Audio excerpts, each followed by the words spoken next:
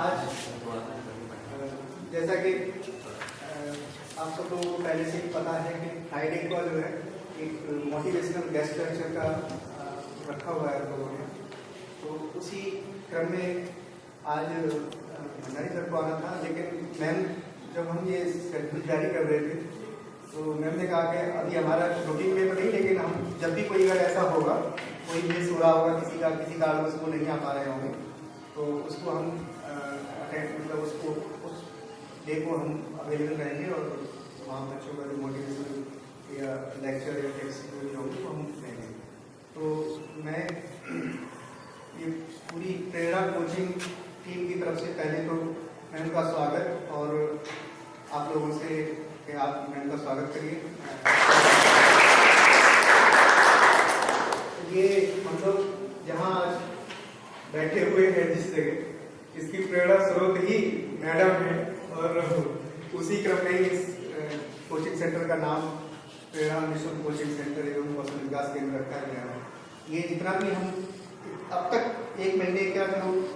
वो देख रहे हैं, आप लोग रेगुलर हैं, इसमें कई बच्चे ऐसे हैं जो कि रेगुलर ही हैं। तो ये सारा इसके पीछे जो भी एक नए मतलब अब वो वर्ड भी नहीं ऐसे निकल के आ रहे हैं कि जिसमें वो करना है, आप ही हैं पूरे व्यवस्था की प्रेरणा स्रोत, आप ही के मार्गदर्शन में, आप ही के सुपरविजन में ये सेटअप यहाँ तक हुआ है, यहाँ तक हम लोग पहुँचे हैं और आगे भी हम लोग को उम्मीद रहेगी इस पूरे प्रेरणा कोचिंग सेंटर की तरफ से हम अपेक्षा करेंगे कि आपका मार्गदर्शन और आपका नेतृत्व हम लोगों को ऐसे ही मिलता रहेगा। मैम के बारे में थोड़ा सा, मैम 2012 बैच की IAS अफसर हैं और इससे पहले मैम हमारे स्टेट में भी मसूरी, SDM मसूरी, SDM देहरादून और इससे भी पहले मैम छत्तीसगढ़ कैडर की बेसिकली जो मूल कैडर था मैम का वो छत्तीसगढ़ था, बाद में उत्तराखंड कैडर में शिफ्ट हो गई है। अभी तो शुरुआत है और इसी शुरुआत वाले ही चरण में हम लोगों को मैम का मार्गदर्शन मिला। अभी तो बहुत लंबा पीरियड है मैम का जो इस स्टेट में गुजरेगा और हम में से काफ़ी लोग, हम लोग को जो है हम लोगों को तो समय समय पर मैम के विभिन्न कैपेसिटी से हम लोगों को मार्गदर्शन मिलेगा, लेकिन हम ये भी उम्मीद करेंगे कि आप लोग भी जो है इसमें से जब सिस्टम में आएंगे तो आप लोगों को भी मैम का बराबर मार्गदर्शन मिलता रहेगा और आप विभिन्न कैपेसिटी में मैम को आप देखेंगे आगे चल के। तो इसी में ज़्यादा ना कह के अब मैम से ही रिक्वेस्ट है कि आप ही मार्गदर्शन करिए हम लोगों का और आगे जो भी हम कैसे और इसको बेटर कर सकते हैं उसमें भी जो है हम लोग गाइड करने का कर सकते हैं। मैं आशा भी करती हूँ कि आप लोग आगे भी मुझे मिले सरकारी तंत्र में शामिल होने के बाद भी, और क्योंकि अभी तो हम यहाँ बहुत लंबे समय तक रहते हैं, क्योंकि मैं अकेडमी उत्तराखंड है तो कहीं इधर उधर जहाँ भी मतलब मिलते ही रहने वाली स्थिति है। ठीक है, तो मैं बहुत ज़्यादा टाइम ना वेस्ट कर लीजिए अपना। पहले तो शॉर्ट में मतलब आप लोग सीरियस कैंडिडेट से अल्टीमेटली मतलब जो हमारा फिल्ट्रेशन ऑलमोस्ट हो चुका है 1 महीने, आज हमारा 1 महीना भी पूरा हो रहा है, उसके लिए हमको और आपको बहुत तो इसलिए मतलब ये मोटिवेशनल लेक्चर भी मतलब फॉर्चुनेटली आज ऐसा रहा कि आज मेरा ही आने लगा यहाँ पे हो भी जाए। तो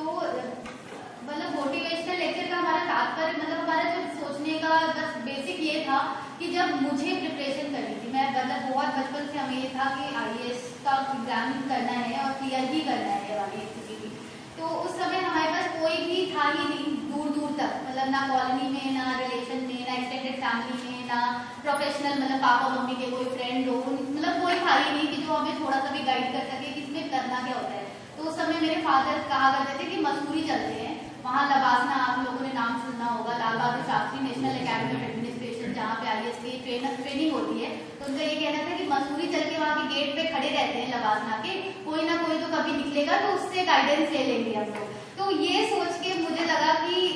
मतलब जब हमारी ये स्थिति होती थी कि हमें अगल बगल कोई दिखता ही नहीं था, उस समय तो हमारे दिमाग में भी नहीं आता था कि CDO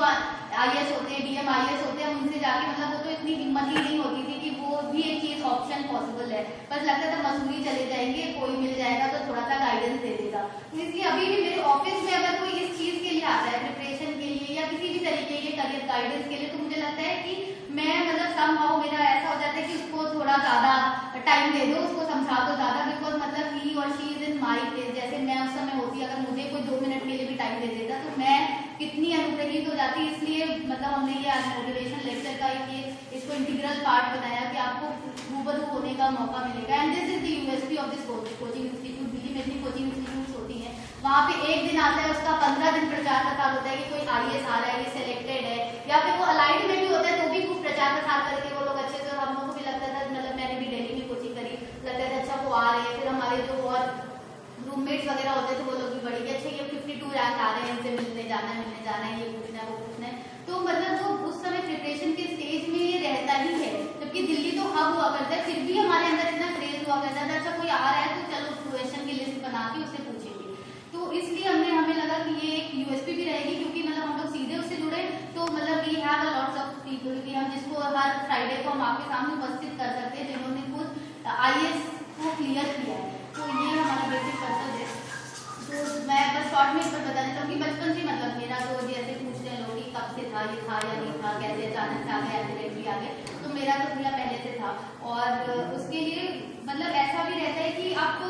मेरा मतलब आना तो एक्सीडेंटल हुआ कि मतलब मैं कोचिंग गई है, सब कुछ तो थोड़ा सा एक्सीडेंटल ही रहा कि मैं दिल्ली चली गई, लेकिन अदरवाइज हमें आना नहीं, ये तो बहुत ही बचपन से क्लियर था। कई बार हम लोग जैसे, मैं कैसे करूँ आपको पहले कहानी टाइप की नहीं बताती हूँ, पहले मैं आपको काम की चीजें बता देती हूँ, फिर बाद में हम लोग कहानी टाइप की चीजों पे आएंगे कि हमें कैसे मोटिवेशन मिलती है, क्या चीज मिलता है। जैसे 3 तरीके की चीजें होती है एग्जाम में, आप लोगों को पता ही होगा, प्रीलिम्स, मेंस एंड इंटरव्यू, ठीक है, और ऐसे भी होता है। हमारा अगर UPSC की बात करें तो उसमें ऐसे भी होता है।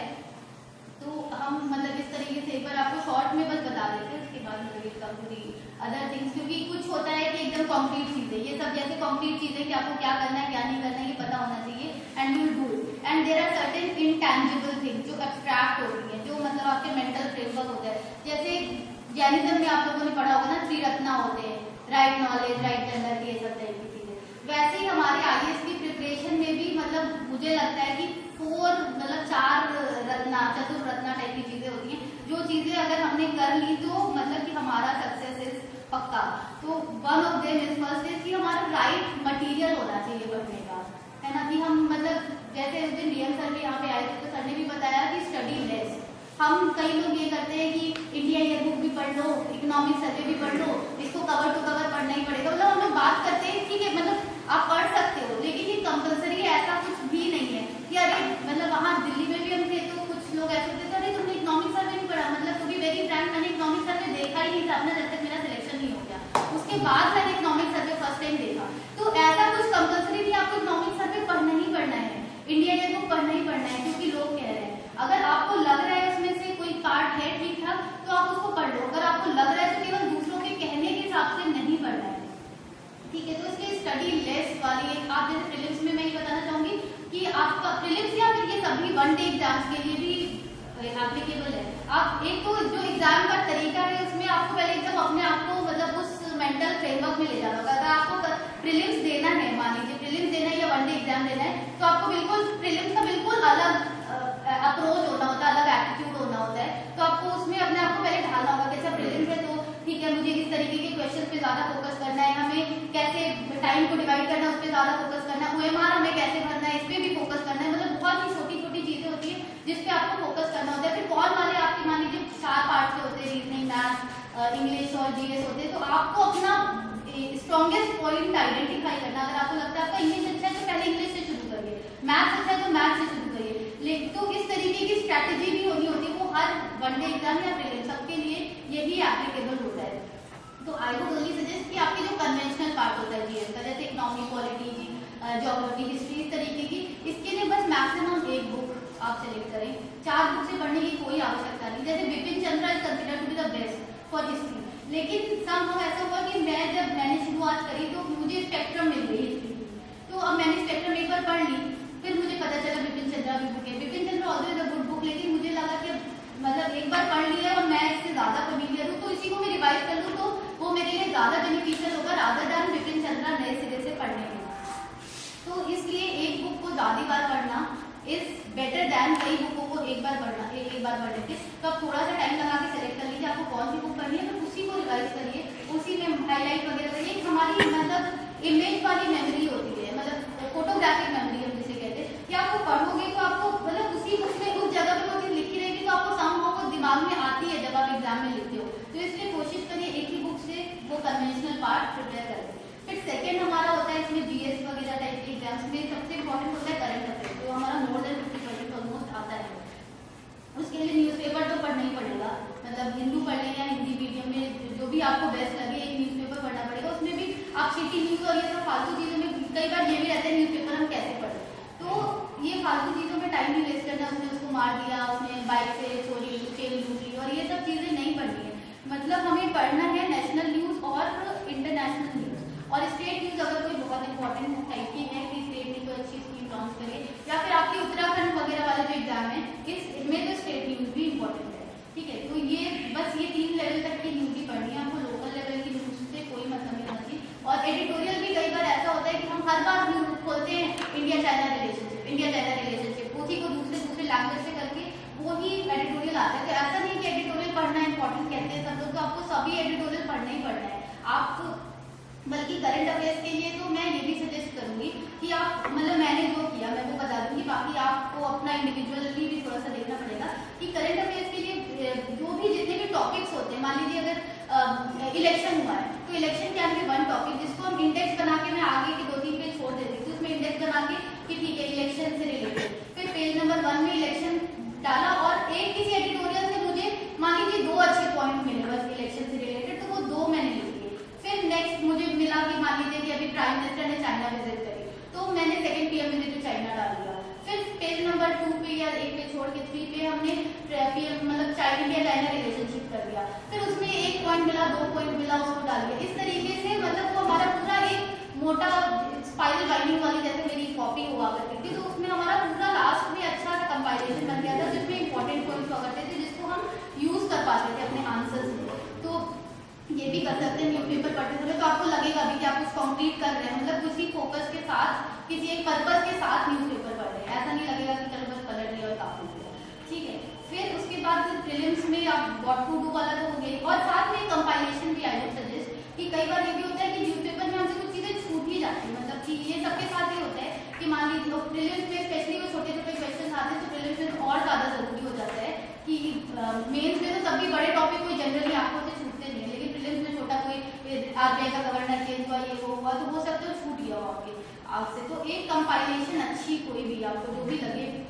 कोई भी एक मतलब ये क्रॉनिकल ले सकते हैं आप, विजार्ड वगैरह ले सकते हैं, या फिर जैसे वाजीराम के भी हम ट्राई करेंगे, वाजीराम के वो अच्छे होते हैं प्रीलिम्स के मटेरियल, तो हम उसको डेली से मंगवा देंगे, वो मैंने पढ़ा था तो प्रीलिम्स के लिए बस, तो उसका पूरा 2-2 महीने का ना मतलब यूपीएससी के लिए स्पेशली वो यूजफुल रहता है, वो हर एग्जाम के लिए लेकिन यूजफुल रहता है, उसमें काफी अच्छे से डिटेल में वो लिखी रहती है और पॉइंट्स में लिखा रहता है, तो वो अच्छा होता है। तो वो कंपाइलेशन पढ़ लेंगे तो आपका कॉन्फिडेंस बस ये रहेगा कि ठीक है मेरा कोई पार्ट छूटा नहीं है, और बस कंपाइलेशन में भी जो इंपॉर्टेंट जो आपको लग रहा है आपका छूटा, आपको पहले से नहीं पता, आप बस उसको हाईलाइट कर लो, उसी को पढ़े, मतलब पूरी बुक्स पढ़ने की फिर आवश्यकता नहीं है, ठीक है। तो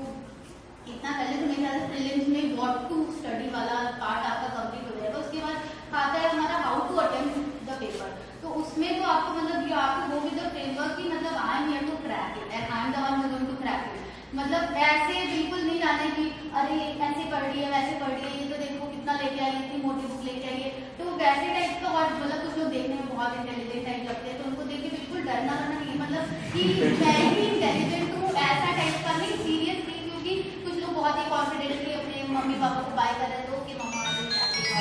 तो देख के डरना नहीं है, मतलब कि आपको बिल्कुल मैं मतलब जाती थी उसके एग्जाम में तो मैं तो अपना मुंह को बिल्कुल धो के एकदम फ्रेश होके चॉकलेट खा के, मतलब चॉकलेट से कैसे दिमाग ज्यादा एक्टिव नहीं, ये छोटी छोटी चीजें उस समय बहुत खूब कॉफी पी के जाती थी, खूब स्ट्रॉन्ग की जगी रहूं, फिर खूब चॉकलेट खा लेती थी एग्जाम से पहले कि दिमाग एक्टिव रहे, तो ये सब छोटी छोटी चीज मतलब, और उसके बाद मतलब मुंह धोके कि ठीक है मैं तो क्रैक इट वाला एक फीलिंग के साथ बिल्कुल, मतलब mental framework is very very important. और बस एग्जाम में जाके आपको पता है कि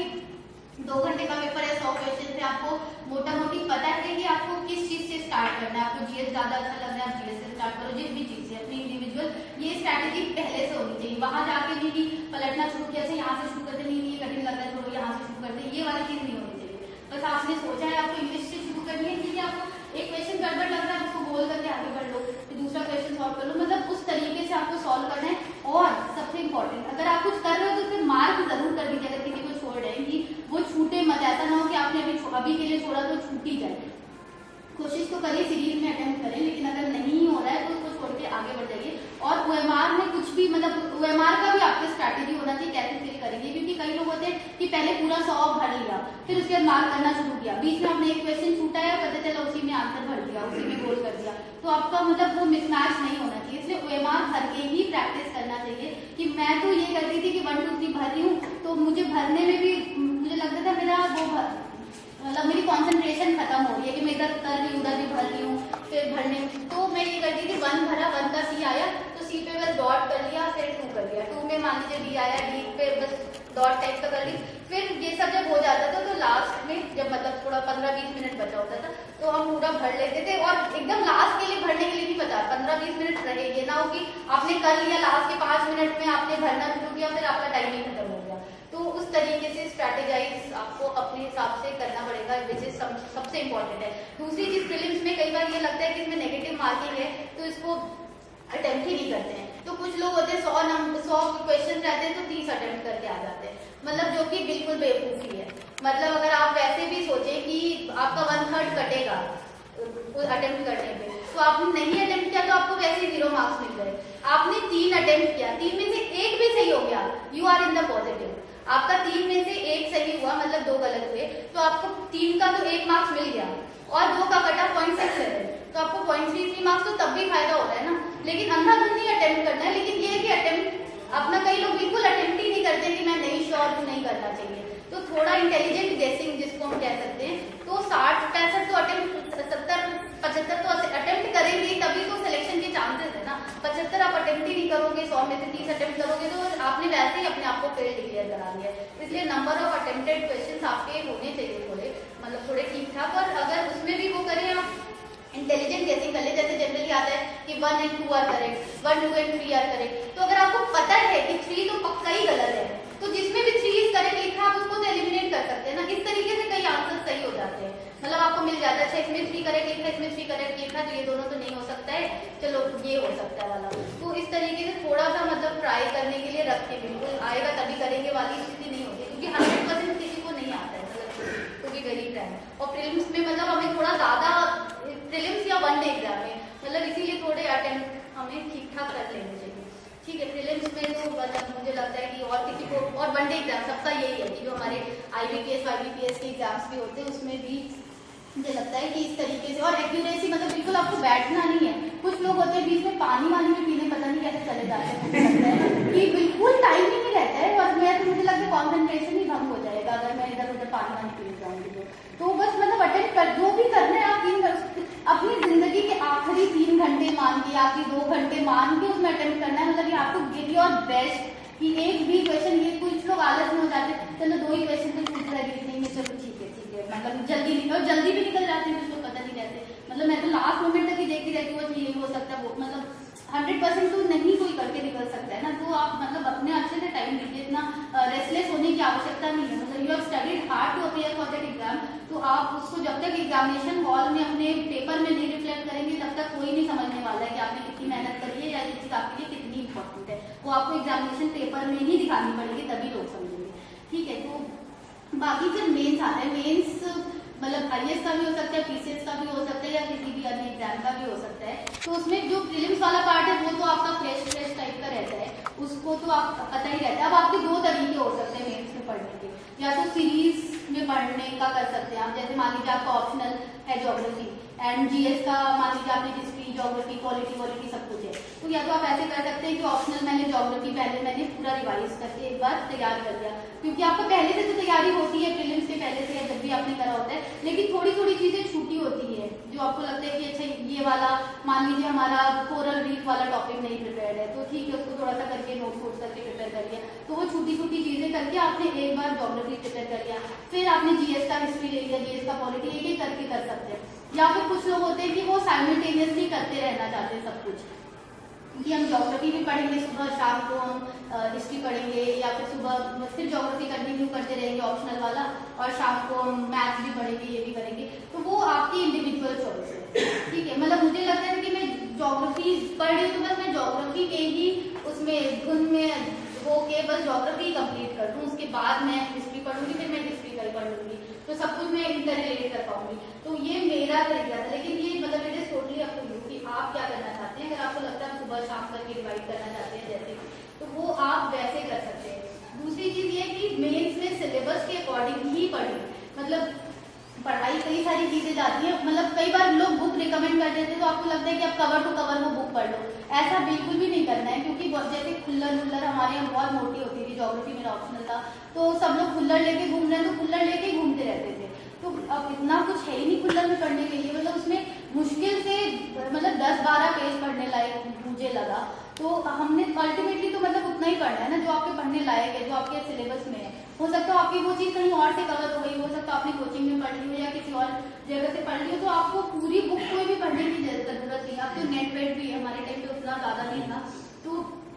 आप वो भी कर सकते हैं कि आपको ये टॉपिक नेट से मिल गया, मतलब सिलेबस का टॉपिक कंप्लीट होना चाहिए, दैट इज इट। अब आप वो कहाँ से कर रहे हो ये आपके ऊपर डिपेंड करता है। आपको लगता है कि किसी कोचिंग से आपका अच्छे से कवर हो रहा है तो आप कोचिंग पे रिलाई कर सकते हैं। तो आपको लगता है कि इसके लिए ठीक है ये बुक इसके लिए पढ़ लेंगे, ये बुक इसके लिए पढ़ लेंगे, लेकिन अल्टीमेटली आप एक जगह कंपाइल जरूर कर लीजिए, क्योंकि लास्ट मोमेंट पे रिवाइज करने में बहुत ही दिक्कत हो जाती है। आप इधर से भी उधर से भी पढ़ लो, और अगर जो भी आपने मटेरियल डिसाइड कर लिया फिर एग्जाम के 1-2 दिन पहले जो रिवीजन होता है उसमें उसी मटेरियल से रिवाइज करें। ये नहीं कि हमने पढ़ा तो उस नोट से है लेकिन हम रिवाइज बुक से कर रहे हैं, ऐसा नहीं होना चाहिए। आपने जो पढ़ना है वो एक महीने मतलब आपको 1-2 महीने पहले पता होना चाहिए कि this is my final material और अब मैं यही पढ़ने जा रहा हूँ ठीक है। और जैसे अगर इस तरीके के आपके ऑप्शनल में भी काफी कुछ डिपेंड करता है, अगर आपका ज्योग्राफी टाइप का ऑप्शनल है तो मतलब you should be very good with diagram. Student India का मैप बनाया इसमें शो कर दिया, और मतलब ये सब चीजें इसलिए भी हैंडी होती है कि कई बार हमारे पास टाइम नहीं होता है लिखने का। जैसे मेरे टाइम में एक क्वेश्चन आया था ग्लेशियर फीचर्स करके कुछ, तो अब उसमें टाइम ही नहीं है कि मैं मतलब सब कुछ लिख पाए, और मतलब आता तो बहुत कुछ है सबको, लेकिन अल्टीमेटली लिखना तो मतलब वही है ना जो बेस्ट पॉइंट्स हैं जो उस टाइम में लिख सके हम। तो उसमें मतलब बस एक फिगर बनाया, अच्छा ठीक है ये एस्कर हो गया, ये इसके बारे में ये लिख दिया, ड्रमलिन्स हो गया उसके बारे में बगल में ये लिख दिया, और फिर ये हो गया। तो इस तरीके से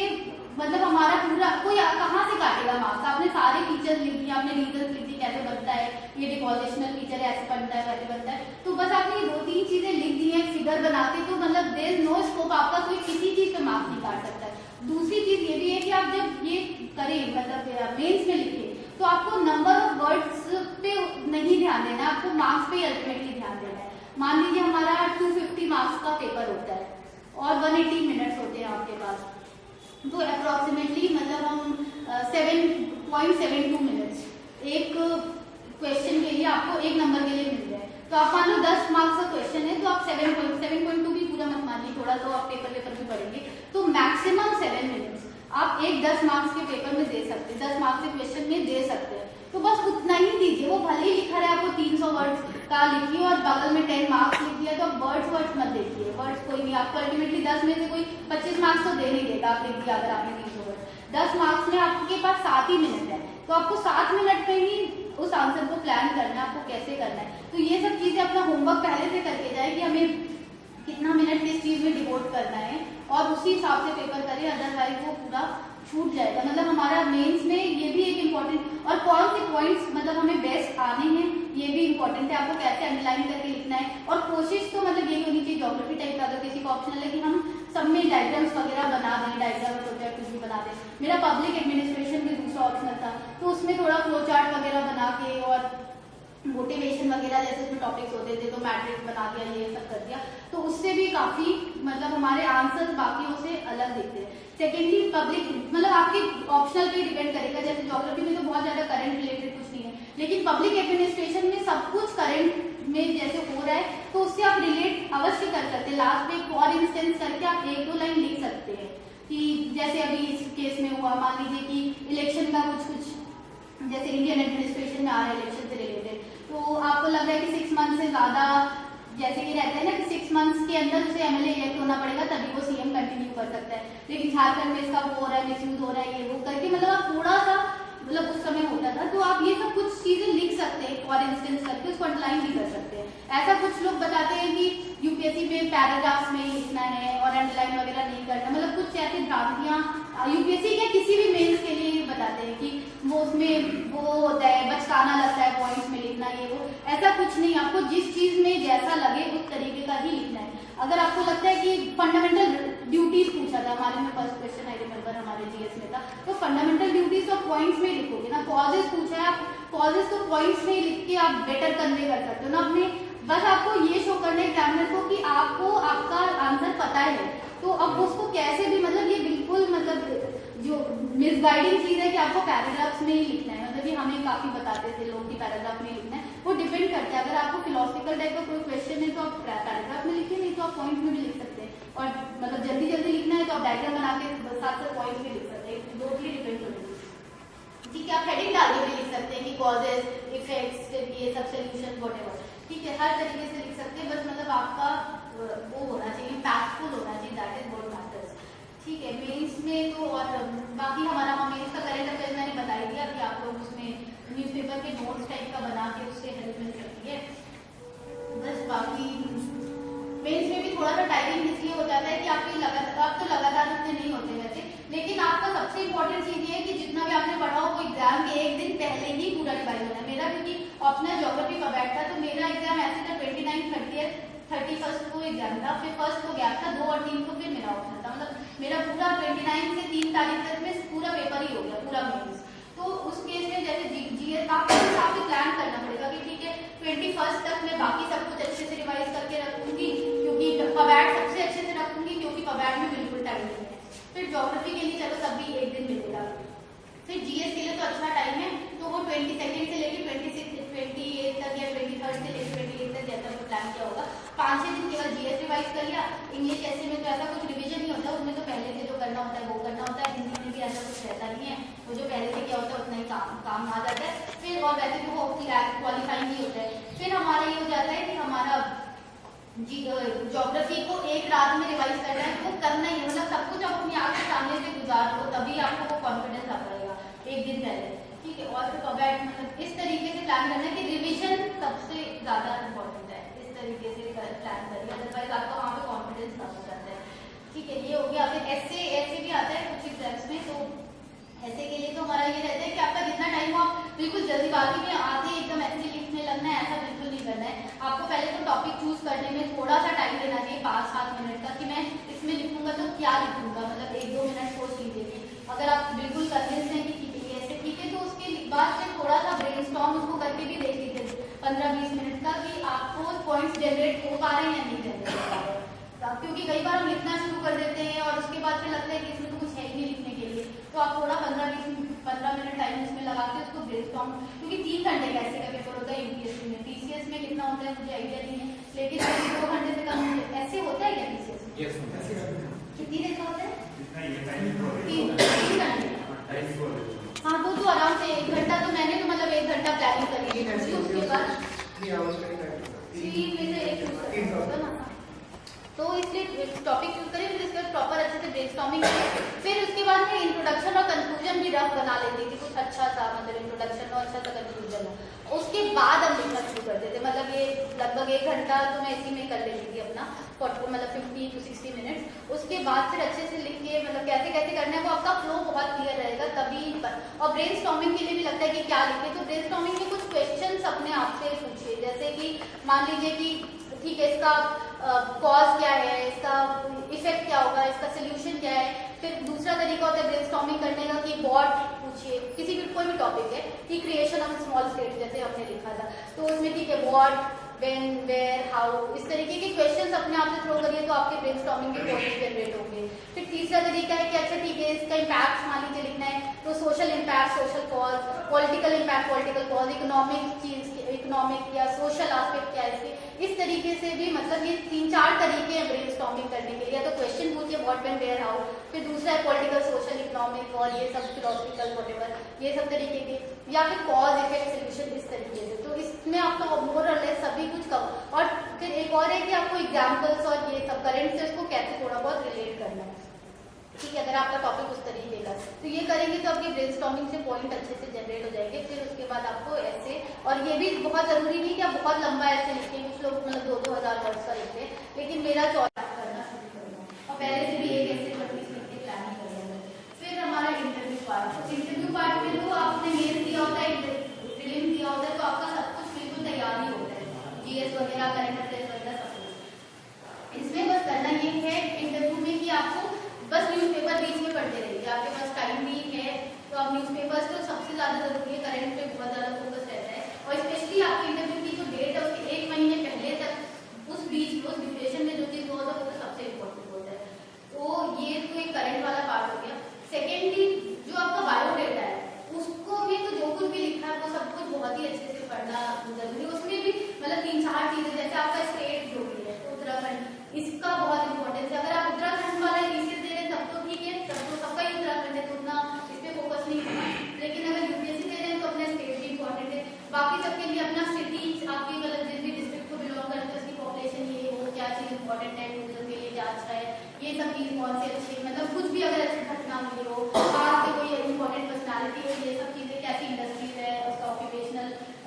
वगैरह कैसा है, ऑक्यूपेशन मतलब लोगों का मेन क्या है, ये सब चीजें मतलब आपको पता होनी चाहिए अपने स्टेट के बारे में। थर्ड इज आपका बैकग्राउंड जो भी रहा होगा, एजुकेशनल बैकग्राउंड, किसी ने बीटेक किया है या बीकॉम किया है या जो भी कुछ किया है, ज्योग्राफी से किया है, हिस्ट्री से किया है, तो वो सब चीजें भी आपको थोड़ा मतलब ये रहना चाहिए कि हमारा कमांड है, मतलब कि हायर आप मतलब ये मत जाए कि इसने कैजुअली अपना वो कर लिया है, बैचलर इसने ऐसे कैजुअली कर लिया है, क्योंकि उसके क्वेश्चन आ सकते हैं और उसमें अगर आप नहीं कर पा रहे तो मतलब कि वो थोड़ा सा रॉन्ग मैसेज आता है कि आप उसके स्टूडेंट भी और तब भी आपको ये बेसिक चीज नहीं पता है। बाकी जीएस वगैरह में तो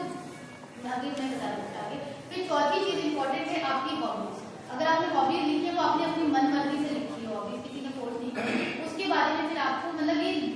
लगना चाहिए कि आपने हॉबी एक्चुअली हॉबी है। ये ऐसी स्थिति नहीं होनी चाहिए कि हमने गार्डनिंग लिख दिया फिर आप फूल, मतलब ऐसी भी चीजें होती है कि मतलब वो फूल कौन सा है अगल बगल रखा हुआ है तो आप वो फूल ही नहीं बता पा रहे हो कौन से, तो गार्डनिंग है तो थोड़ा एक्चुअल अगर जेन्युइन इंटरेस्ट है तो ही गार्डनिंग वगैरह लिखिए, अदरवाइज मतलब जो एक्चुअल हॉबी है कुछ भी लिख सकते हैं, मतलब ऐसा कुछ कंपलसरी नहीं है कि बहुत हाई फाई टाइप की दिखने वाली हॉबी ही लिखनी है। उसके बाद फिर इंटरव्यू में आपको जाना है तो बहुत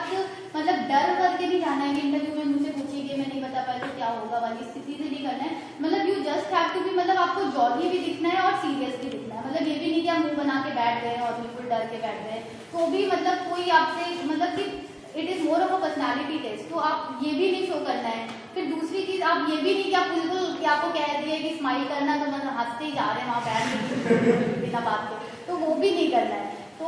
दोनों चीजों में मतलब बैलेंस होना चाहिए कि यू शुड भी मतलब लुकिंग कि ठीक है आप खुश हो लेकिन आप सीरियस हो सिर्फ इंटरव्यू के लिए, मतलब वो पूछ रहे हैं तो आपको और प्रॉपर रिस्पेक्ट के साथ आपको बताना है। फिर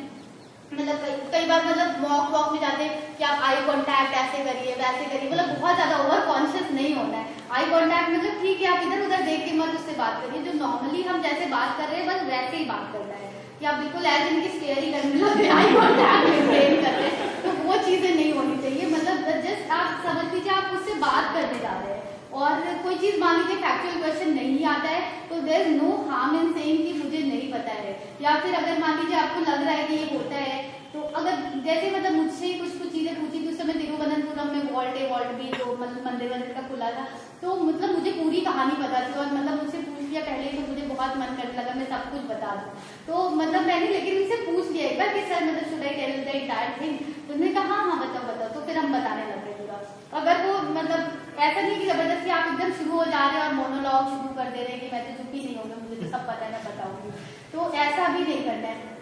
ठीक है। तो और बैलेंस टाइप के आंसर होने चाहिए कि ये नहीं होना चाहिए कि नहीं बिल्कुल ये तो गलत कर दिया गवर्नमेंट ने, मतलब जो भी चीज हो थोड़ा ओपिनियन और हाँ फैक्चुअल क्वेश्चन में तो आई डोंट नो आप बोल सकते हैं, ओपिनियन वाले क्वेश्चन में आप आई डोंट नो टाइप की चीज नहीं, मतलब कि इसके बारे में क्या ओपिनियन है तो मेरा कोई ओपिनियन ही नहीं है, ऐसी चीज नहीं होनी चाहिए। ओपिनियन तो हर चीज में थोड़ा थोड़ा होगा ही आपका, कोई भी चीज अगर करंट में हो रही है अगर आप बिल्कुल ही अवेयर नहीं है उस चीज के बारे में तो आप मतलब बता ही दीजिए फिर, मतलब कि देयर नो हार्म। अब आप ऑनेस्ट इतना तो वो नहीं करेंगे कि कुछ भी ओपिनियन कह दिया हाँ ये अच्छा है ये बुरा है, लेकिन नहीं पता है तो कह दीजिए कि आपको इशू के बारे में ही नहीं पता है, लेकिन अगर ओपिनियन आप दे रहे हैं तो वो ऑनेस्ट ओपिनियन मतलब कन्विंसिंग आपके पास रीजन भी होने चाहिए कि आप ऐसा क्यों, मान लीजिए कि इंटरलिंकिंग ऑफ रिवर्स वगैरह मतलब जैसे मुझसे पूछा, तो इंटरलिंकिंग ऑफ रिवर्स अच्छी है या बुरी है, क्यों है, मतलब आप अच्छा या बुरा कह रहे हैं, that is not going to matter, आपके पास कितने कन्विंसिंग रीजन हैं उस चीज के, वो इम्पोर्टेंट हो जाता है। और कुछ विटी मतलब ऐसे ऑन द स्पॉट टाइप के भी क्वेश्चन पूछे तो आपको मतलब उसमें घबराना नहीं, उसमें कुछ मतलब क्योंकि वही विटी वाले जो क्वेश्चन होते हैं दैट मेक्स द डिफरेंस। अगर आप उसमें कुछ इधर उधर हो रहे हैं तो मतलब वो थोड़ा सा उसके लिए ऑन द स्पॉट आपको प्रिपेयर रहना पड़ेगा। जैसे ये मुझसे कैरम वगैरह के बारे में, मतलब कैरम में मेरा कोई फर्स्ट प्राइज था, तो उसके लिए पूछा मुझसे कि कैरम, अच्छा आप बताइए कि कैरम और लाइफ में क्या सिमिलरिटी है, मतलब विच इज अ वेरी मतलब वियर्ड क्वेश्चन कि कैरम और लाइफ में क्या सिमिलरिटी है। तो फिर हमने भी बता दिया कि सर मतलब जैसे कैरम में हमें एफर्ट तो करना होता है, लेकिन unless and until our effort is मतलब जो हमारा हमें जो पॉइंट को हिट करना, unless and until it is focused, तो we are not going to get any result. Similar is the case with life कि हम मतलब कि केवल हम करते रहें वो इम्पोर्टेंट नहीं है, हमें अगर पॉइंट चाहिए तो हमें उसी जगह पे हिट करना होगा। तो फिर मतलब वो काफी खुश हो गए इससे कि मतलब हाँ ये तो मतलब दिस इज वेरी गुड। तो फिर इस तरीके के मतलब आप लोगों को थोड़ा सा मतलब प्रिपेयर करना पड़ेगा। बाकी इंटरव्यू मतलब बहुत ही नॉर्मल, बहुत ही नेचुरल रही है, तो मतलब एवरीथिंग गोज ऑन वेल। बाकी मतलब ये तो हमारे 4-5 जो भी स्टेजेस है वो हो गए। दूसरी चीज़ है कि आती है पढ़ाई के समय की कुछ चीज़ें कि हम कितना मतलब कई लोग सबसे पहले यही पूछते हैं कि कितनी देर पढ़ना चाहिए। तो कितनी देर का कोई भी वो नहीं है कि आपको इतनी ही देर पढ़ना चाहिए तभी आप सेलेक्ट होंगे। आपको जितनी देर पढ़ो बस एफिशिएंसी के साथ पढ़िए। मतलब ये भी वैसे शुरू में तो मुझे ये भी प्रॉब्लम आती थी कि मैं 1 घंटा भी लगातार नहीं पढ़ सकती थी, तो वो तो थोड़ा मतलब करना पड़ेगा। आप मोबाइल को जैसे थोड़ा सा मतलब ऑफ करके ही, मैं तो मतलब सिम ही निकाल देती थी, मतलब सिम निकाल देती थी क्योंकि मेरे पास 2 सिम्स थे उस समय, तो बस मैं एक ही सिम को यूज करती थी, जो मतलब एक ही सिम को ऑन रखती थी जो मेरे घर वालों के पास नंबर था। बाकी दुनिया में जिसके पास वो नंबर था वो मैं तभी डालती थी जब मुझे किसी से बात करनी होती थी। मेरे किसी के पास दुनिया में वो नंबर ही नहीं था, वो बस मेरे घर मतलब मेरे पेरेंट्स के पास एक नंबर था, वही ऑन रहता था, बाकी नंबर तो सिम मेरा बाहर ही रहता था। तो इसलिए फोन वगैरह से थोड़ा, क्योंकि वो टाइम वेस्टिंग तो होता ही है फोन दो, और ड्यूरेशन मतलब वही कहने का मतलब है कि आप जितनी देर पढ़िए उतनी देर बस पढ़िए, और बाकी तो रिक्रिएशन वगैरह जो भी आपको करना है वो तो करना ही। और कुछ लोग कहते हैं जो 16 घंटे पढ़े वो सब बिल्कुल गलत होता है। कोई 16 घंटे नहीं पढ़ता, पढ़ ही नहीं सकता है, और पढ़ भी रहा है तो सोते सोते पढ़ रहा होगा, मतलब 16 घंटे तो पढ़ ही नहीं सकता है। ठीक है, तो इसलिए आपको बस जितनी देर पढ़िए उतनी देर बस पढ़ाई पे ही कॉन्सेंट्रेट करिए, और मतलब टॉपिक भी सोच के पढ़िए। ये भी नहीं कि मैंने चलो 4 बजे शुरू किया था, बाबा 5 बज गया, अब तो मैं नहीं सकता, मतलब ऐसा नहीं है। अब 4 बजे कई बार नहीं, लेकिन होता भी है कई बार, कभी कभी, लेकिन ये अलाउड है कि आप कई बार ये होता है कि पढ़ रहे हैं, अच्छा परसों लास्ट एग्जाम है, या फिर अच्छा चलो 1 महीने बाद में एग्जाम खत्म होने वाला है, फिर मैं आ जाऊंगी, फिर वहाँ फिर ये वाली मूवी भी देखनी है। तो वो सोचते सोचते आप अपने एकदम ड्रीम वर्ल्ड में खो जाते हैं। फिर उसके बाद ये लाइन होता है कि अरे यार आधा घंटा तो मैं यही सोच, कुछ पढ़ा ही नहीं, आगे उसी पेज पे रह गया। तो ये नेचुरल है, लेकिन कभी कभी ये होना चाहिए, वो तो नेचुरल है, ये हमेशा नहीं होना चाहिए। आपका टारगेट ये होना चाहिए कि 1 घंटे में मुझे इतने चैप्टर्स या इतने टॉपिक्स या ये चीज कंप्लीट कर देनी है। उतना कंप्लीट करके ही मतलब मोर देन टाइम आप वो टॉपिक के हिसाब से करिए कि इतना कर लूंगी तब मैं यहाँ जाऊंगी, इतना कर लूंगी तब मैं वहाँ जाऊंगी, मतलब वो उसके हिसाब से, टॉपिक के हिसाब से अपने उसको डिसाइड करिए, ना कि टाइम के हिसाब से कि 5 बजा और मैं बोलना शुरू कर दिया। फिर सोने वोने का भी ऐसा कुछ नहीं, कई बार मतलब कहते हैं कि हम रात भर पढ़ते रहे और डरा देते हैं आपको अगल बगल के लोग आपके कि मैं तो कल 2 घंटा सो के आ गया हूँ और मैं तो कल रात भर पढ़ाई करी। तो वो बिल्कुल भी संभव नहीं है। वो रात भर पढ़ाई कर सकता है, लेकिन उसका इनपुट उतना अच्छा नहीं हो सकता है अगर वो किसी ने बिना सोए पढ़ाई करी। मतलब ये तो बहुत ही नेचुरल है, आप खुद ही एक दिन भी ट्राई कर लीजिए, आपको अगर विश्वास नहीं हो तो आपकी एफिशिएंसी बिल्कुल खत्म हो जाती है। अगर आप सोए नहीं हो तो आपको मतलब उतने स्लीप की आवश्यकता तो है ही, 7-8 घंटे की, जो भी 7 घंटे की मिनिमम तो जरूरत है, तो उसके बिना एफिशिएंसी नहीं आएगी। और बाकी तो रात में पढ़ना, दिन में पढ़ना वगैरह ये आपकी चॉइस है। कई लोग मतलब मुझे रात में पढ़ना ज़्यादा अच्छा लगता था, तो मैं तो रात में 1-1:30 बजे तक पढ़ती थी, फिर सुबह 8-9 बजे अपना, तो मतलब उस तरीके से करते थे। किसी को दिन में सोना होता है, किसी को नहीं ज़रूरत होती है, तो वो बिल्कुल आपकी चॉइस है, आप अपने हिसाब से ही इन चीज़ों में काम करें। बाकी कई बार ये भी होता है कि आपको बिल्कुल लगता है कि मैं पढ़ तो रहा हूँ लेकिन कुछ जा ही नहीं रहा दिमाग में, तो ये चीज़ भी कभी कभी होना, मतलब ये सभी कुछ मैं कभी कभी वाली बात बता रही हूँ, ये सब कुछ कभी कभी सबके साथ होती है कि कुछ जा ही नहीं रहा दिमाग में। उस समय तो मतलब लगता है कि यार ये तो मेरे बस की नहीं है, फिर तो मतलब जा ही नहीं रहा है, बिल्कुल जा ही नहीं रहा है, तो क्या करूँ। मतलब ये तो मेंस के कुछ दिन पहले मुझे भी ऐसे लगने लगा कि मतलब अब तो कुछ हो ही नहीं रहा, अब तो खत्म सब, मतलब अब तो होना ही नहीं आगे, बस एग्जाम क्यों ही देना यार, अब तो खत्म हो गया। तो फिर वो वैसा मतलब एक स्टेज होती है 1-2 घंटे की, तो आप रिलैक्स कर लीजिए, बिल्कुल आँख बंद करके सो जाओ आप, 1-2 घंटे में वो ठीक हो जाती है। और वैसे भी मतलब मेरे फादर भी बताते थे कि वो जब आप बहुत लंबा पढ़ लेते हो तो एक पीक के बाद आपका प्लेटिंग पीरियड आ जाता है। प्लेटिंग पीरियड इज व्हेन आपके दिमाग में मतलब कुछ एक्सेप्ट करना नई चीज थोड़ी सी बंद कर देता है, तो आप थोड़ा सा रिलैक्स 1-1.5 घंटा भी करेंगे तो वो आपका वापस आपको समझ में आना शुरू हो जाएगा। तो that is not the end of it. तो ये भी कभी कभी होना मतलब, क्योंकि इससे हमें काफी पैनिक सी सिचुएशन हो जाती है कि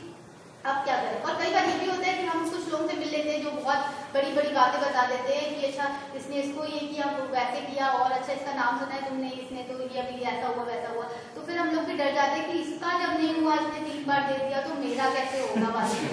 तो ये भी सबके साथ होता है कि मतलब मैं जब दिल्ली गई थी तो मुझे एक भैया मिले जो कि 8 साल से प्रिपरेशन कर रहे थे, और मुझे मतलब बात नहीं करी तो मुझे तो काफी इंटेलिजेंट भी लग रहे थे, क्योंकि उस समय तो हम नए रहते, हमें तो पता ही नहीं था कुछ जीएस में पूछा क्या जाता है। तो मुझे लग रहा था इन्हें तो सब कुछ पता है और फिर भी 8 साल से नहीं हो रहा है, तो मेरा तो कोई चांस ही नहीं है। तो ऐसा बिल्कुल भी नहीं है। वो मतलब वो लोग बड़ी बड़ी बातें कर लेते हैं, लेकिन आपका अल्टीमेटली मतलब आपको तो सिलेबस से मतलब है ना, आपको क्या आएगा उससे मतलब है, दूसरा कौन ये एग्जाम दे रहा है आपको उससे बिल्कुल मतलब नहीं है। तो इसलिए ये चीज से बिल्कुल भी डरना नहीं है कि इसको तो बहुत आता है, मुझे तो उतना आता ही नहीं है। तो आपको बस अपने से मतलब रखना चाहिए, ठीक है। और बाकी जैसे कि कहते हैं कि ग्रुप स्टडी तो मतलब पता नहीं, मतलब मुझे पर्सनली तो बिल्कुल ही बेकार लग रही ग्रुप स्टडी, लेकिन अब वो आपकी चॉइस है कि आप कैसा करना चाहें। क्योंकि मेरे साथ जितने लोग रहते थे वो लोग ग्रुप स्टडी में जाते थे, लेकिन मतलब मुझे नहीं लगता था मुझे जाना चाहिए, तो फिर मैं नहीं जाती थी। तो बस वो आपकी चॉइस है बेसिकली, लेकिन मतलब जैसा भी टाइम वेस्ट ना हो, that is the whole point. मुझे ये ज्यादा अच्छा लगता था कि मैं अपना पढ़ लूँ, तुम अपना पढ़ लो, और हम लोगों ने डिस्कस कर लिया कोई चीज, तो वो कर सकते हैं। या फिर अगर आप ग्रुप स्टडी में ही मन कर रहा है तो ग्रुप स्टडी भी कर सकते हैं, ठीक है। तो और बाकी और तो कोई ऐसी चीज अगर आपको, और कई बार ये भी होता है कि मोटिवेशन खत्म हो गई तो फिर हम लोग अचानक से बिल्कुल लगता है कि अच्छा क्या करें। तो मतलब मैं उस समय थोड़ा सा पेरेंट्स से बात करना, मतलब बात कर सकते हैं अगर मतलब अगर आपके पेरेंट्स समझते हैं सब कुछ, तो वो एक अच्छा ऑप्शन होता है। या तो जो आपके साथ प्रिपरेशन कर रहे हैं आप उनसे बात कर सकते हैं कि मुझे ये नहीं समझ में आ रहा है, या ऐसे हो रहा है वैसा कैसे हो रहा है, वो सब चीजें कर सकते हैं। कई बार तो मैं मतलब सॉन्ग वॉन्ग भी सुनती, जैसे लक्ष्य का वो गाना है, लक्ष्य तो हर हाल में पाना है, मैं वो भी बहुत सुनती थी, मतलब पूरे टाइम अपने मोबाइल में लगा के रोज एक बार तो सुन ही लेती थी, तो वो कर सकते हैं। या फिर आपको लगता है कि कभी कभी वो रहते हैं ना कि ठीक है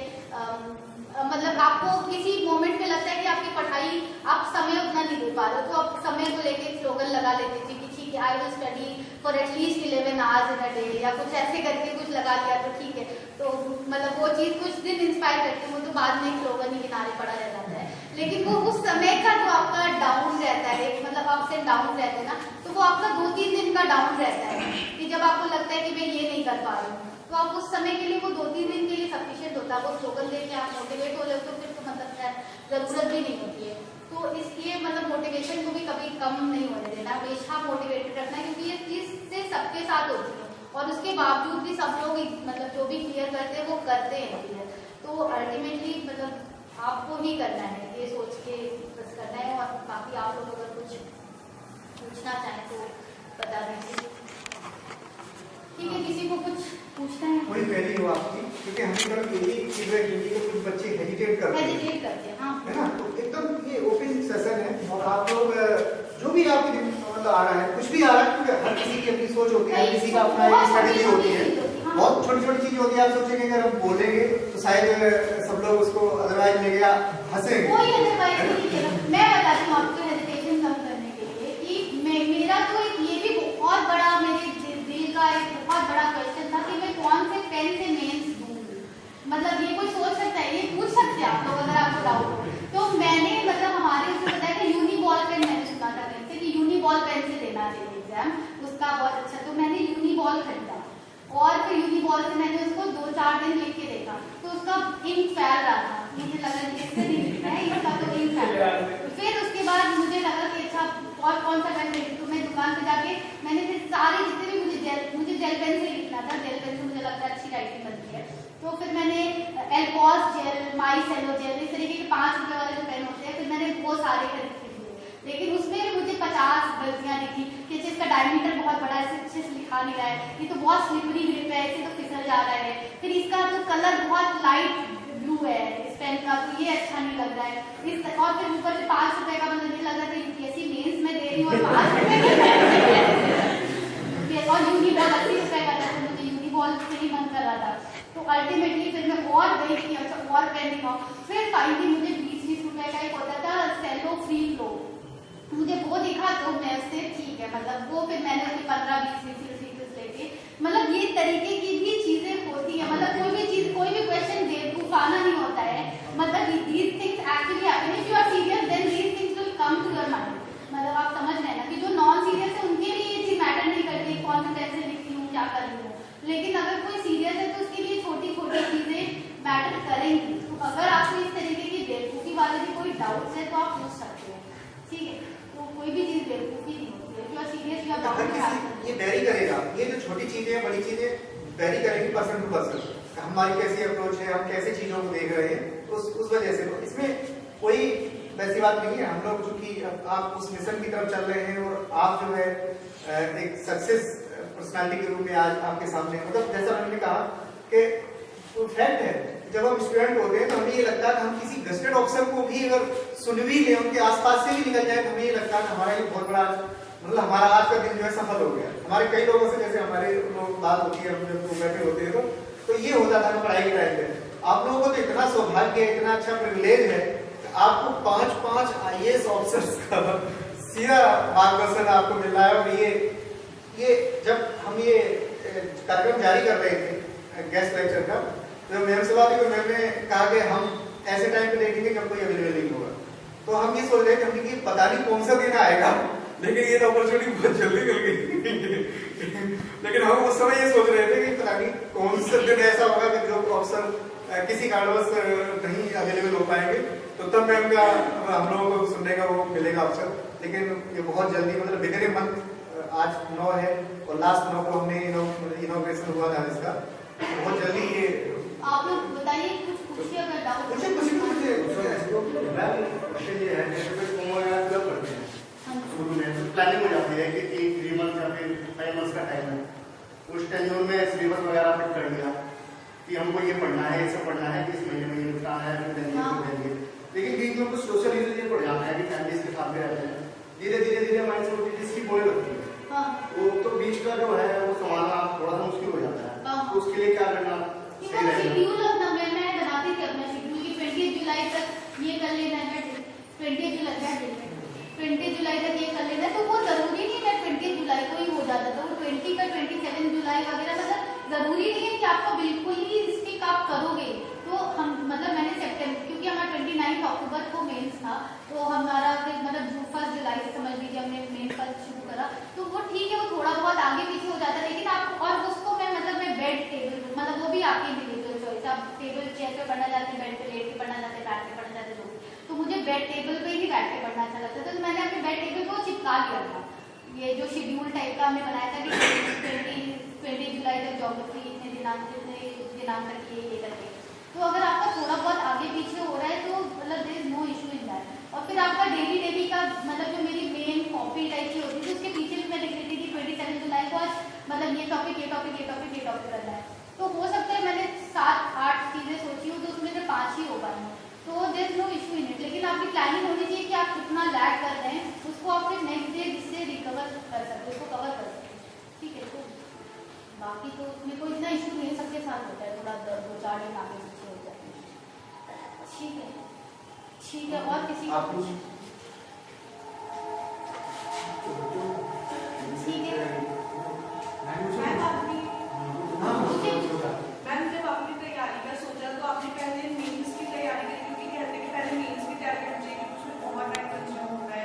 जीएस के लिए तो कहते हैं कि प्री के लिए हम ये पढ़ ले, तो आपने पहले किसकी तैयारी? हाँ, पहले तो उसी हिसाब से करना है कि मतलब नॉलेज गेनिंग वाले पर्पज से, प्रीलिम्स के पर्पज से नहीं तैयारी करते हैं, मतलब अगर यूपीएससी या यूपीपीसीएस टाइप के एग्जाम्स देने हैं तो पहले तो यही सोच के करना है कि मुझे नॉलेज हो जाए, तो नॉलेज तो मेंस में गहन वाली हो जाती है, तो उस तरीके से। लेकिन प्रीलिम्स के जैसे 2 महीने पहले तो एक्सक्लूसिवली आप प्रीलिम्स के लिए रिजर्व कर लीजिए कि ठीक है मुझे सीसैट जल्दी करना है या फिर मेंस के, मतलब मुझे प्रीलिम्स के पर्पज से छोटे छोटे फैक्ट्स पे फोकस करना है। जो कंपाइलेशन है, अगर कोई कंपाइलर अपने नोट्स बनाए है, कहीं से नोट्स लिया है, उनको पढ़ना है, फिर रिवाइज करनी है। तो लास्ट के 2 महीने यार मतलब सफिशिएंट, और आपके ऊपर थोड़ा डिपेंड कर सकता है, 2 का 3 हो सकता है, लेकिन आप 2 महीने प्रीलिम्स के लिए रखेंगे तो मतलब दैट इज सफिशिएंट। और पहले ही हम मेंस के हिसाब से ही थोड़ा सा जो ऑप्शनल सब्जेक्ट है उनका क्या इम्पोर्टेंस है? ऑप्शनल तो इम्पोर्टेंट है। हमारे टाइम पे एक्चुअली 2 ऑप्शनल्स होते थे और वो 600 के होते थे, और जीएस 600 का होता था। तो हमारे टाइम पे ज्यादा इंपॉर्टेंट होते थे ऑप्शनल्स, तो हमें उस हिसाब से प्लानिंग करनी पड़ती थी। लेकिन अब क्योंकि 500 के मतलब 1000 के तो जीएस होते लगा है और 500 का ही ऑप्शनल होता है, तो अब उल्टा हो गया थोड़ा सा। लेकिन वो 500 बहुत इंपॉर्टेंट होता है, हम किसी को भी मतलब फॉर ग्रांटेड नहीं ले सकते। तो अभी का पैटर्न मुझे ज्यादा इजी लगता है समहाउ, क्योंकि आपके ऑप्शनल मतलब कम है। आपका जीएस, अगर आपका जीएस स्ट्रॉन्ग पॉइंट है तो अभी का पैटर्न आपके लिए बेटर है। तो ऑप्शनल जैसे अलग-अलग जैसे हिस्ट्री है, इकोनॉमिक्स होगी, तो डिफरेंट टाइप्स के उसमें सब्जेक्ट आ गए। मुझे कंफर्म नहीं है कि ऑप्शनल मेरे लिए क्या बेस्ट रहेगा। अच्छा, अभी आपने ऑप्शनल चूज नहीं किया है, आपका बैकग्राउंड क्या था? मैनेजमेंट। तो आप मैनेजमेंट नहीं लेना चाहते? नो। अच्छा, तो फिर आप मतलब काफी कुछ जनरल टाइप के ऑप्शनल जो होते हैं, मतलब सोशल वर्क से संबंधित। तो आपको 2-3 चीजें देखनी होगी अपने आपका हिंदी मीडियम है या इंग्लिश? हिंदी मीडियम। तो एक तो मटेरियल की अवेलेबिलिटी, इसमें मतलब कुछ चीजें होती हैं, ज्योग्राफी कुछ ऐसे ऑप्शंस होते हैं जिसमें बहुत ज्यादा मतलब हो भी सकते हैं हिंदी में मटेरियल अवेलेबल हो, लेकिन सोशियोलॉजी वगैरह में ज्यादा संभावना होती है हिंदी मटेरियल की। तो एक तो अवेलेबिलिटी ऑफ मटेरियल देख लीजिए। सेकेंड, आप अपना इंटरेस्ट भी देख लीजिए। अगर आपको इंटरेस्ट आता है, जैसे मतलब मुझे ज्योग्राफी से ज्यादा मुझे लगता है मैं कुछ सोशियोलॉजी वगैरह लेती तो मुझे ज्यादा इंटरेस्ट आता था उन चीजों को पढ़ने में। तो अपना इंटरेस्ट देख लीजिए आप किस चीज में ज्यादा। और तीसरा होता है कि हमारा लिखने का तरीका किस चीज में अच्छा है, मतलब राइटिंग स्किल्स जैसे सोशियोलॉजी वगैरह में ज्यादा इंपॉर्टेंट हो जाती है, ज्योग्राफी वगैरह में कम इंपॉर्टेंट रहती है। तो मुझे लगता था मेरी राइटिंग स्किल्स ठीक ठाक हैं, तो मैं सोशियोलॉजी टाइप के ऑप्शंस में भी अच्छा कर सकती थी। तो उस पर डिपेंड करता है। प्लस अगर आपको लगता है आप अच्छे डायग्राम बना सकते हैं तो आपके लिए फिर उस तरीके के सब्जेक्ट ज्योग्राफी टाइप के अच्छे हो जाते हैं। ठीक है, तो वो आपकी ये 2-3 चीजों को कंसिडर करके ही अपने ऑप्शन सेलेक्ट करिए। और थोड़ा सा मतलब उसके सिलेबस जरूर देख लीजिए कि ऐसा नहीं होना चाहिए कि आपने ले लिया पढ़ लिया उसके बाद, क्योंकि ऑप्शनल चेंज भी बहुत लोग करते हैं, उनका तो मतलब मुझे लगता है बहुत ही टाइम वेस्टिंग काम होता है कि आपने पूरा पढ़ा और पूरा छोड़ दिया। तो इसलिए ऑप्शनल में थोड़ा 5-10 दिन का टाइम लगा लीजिए, कुछ मटेरियल ले लीजिए। यहाँ पे भी हमने लाइब्रेरी भी एक मतलब शुरू हो गई है, तो वहाँ से पे भी बुक्स अवेलेबल है हर सब्जेक्ट की, आप उसको थोड़ा सा पढ़ लीजिए। अगर आपको सूट कर रहा है तो आपको ऑप्शन, और आप टीचर की अवेलेबिलिटी वगैरह देखिए, और थोड़े आंसर राइटिंग वगैरह भी थोड़ा सा देख लीजिए। नेट वेट पे तो काफी कुछ मिल जाता है, ये सब रिसर्च करके ही अपने ऑप्शन। अगर लाइब्रेरी से बुक चाहिए तो प्रोसीजर क्या है? लाइब्रेरी में एक यहाँ क्या नाम है, बाल मुकुंद पोखरियाल, ठीक है, उनका नंबर ठीक है, आपका ये यहाँ पे करा देंगे। तो आप जिस भी दिन कोचिंग ओपन होगी ना, उस दिन वो लाइब्रेरी भी वो यहाँ पे अवेलेबल रहेगी और लाइब्रेरी भी ओपन रहेगी। तो वहाँ आप लोग के लिए एक रजिस्टर रखा रहेगा, तो आप 3 दिन के लिए कोई भी बुक इशू करा सकते हैं। ठीक है, वो आज से भी करा सकते हैं। अभी वैसे रजिस्टर बना नहीं है, बच जाएगा, लेकिन आपको कराना है अगर कहीं रफ पे लिख के आज भी इशू कर सकते हैं। वैसे हम ये करेंगे कि इसके लेक्चर के बाद ही रखेंगे, तो अपना आए लोग बैठे करिए, अपना शांति से पढ़ लें। उसके बाद आधा घंटा हम जब लेक्चर आपका खत्म हुआ करेगा तो एवरी डे को हाफ आवर मिला करेगा आपको। आराम से आप बुक अपना चाहें तो वहाँ पे सबमिट कर दें, जमा कर दें और शुरू करवाएं। हाँ, अगर कोई ऐसा है पहले और आवर बिफोर स्टार्टिंग और आफ्टर फिनिशिंग, इस तरह से। और किसी को कोई और आप लोगों को भी ये नहीं फॉरेन सर्विस वो डिपेंड करता है। अगर आपकी अच्छी रैंक आ रही है, मान लीजिए 200 तक आ रही है, तो आपको मिल जाता है। 200 क्या 170 160 तक अगर आ रही है तो IFS मिल जाता है। ठीक है, फिर और ये नहीं सोचना है कि हम मतलब आप लोग मतलब जॉब भी कर रहे हैं, आपके कोई फ्रेंड जॉब कर रहे हैं तो मतलब कि आप